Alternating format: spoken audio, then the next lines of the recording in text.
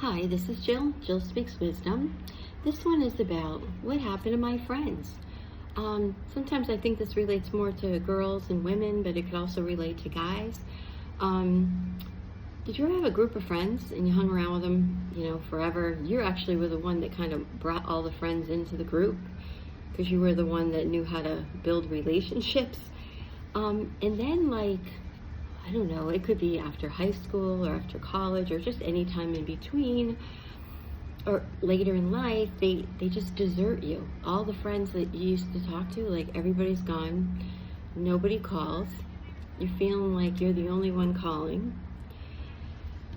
For years I thought to myself, I had this happen to me a couple times, and I was the one that, developed the friendships, and they were like my friend.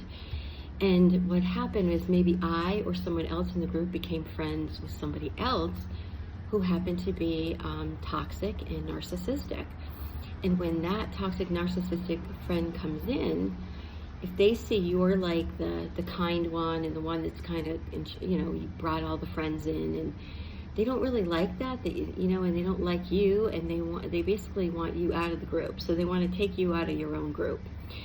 So basically, they will tell all the other friends and try to turn the other friends against you, and kind of steal your friend group. I mean, this does happen.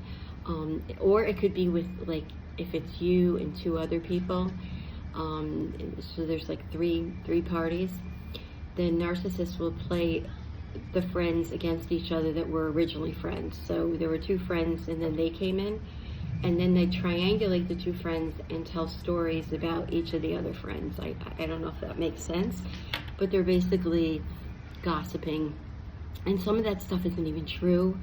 And then the other friend, unless they're really strong in themselves, the other person gets confused, and your friendship may end. So it's a lot of manipulation these fake narcissists do, and nobody's like pointing to them really thinking that they did it. Because they're so sly and conniving, they just, like, even when somebody says something to them, oh, where's so-and-so, they just act like, oh, I don't know, I can't imagine where they went.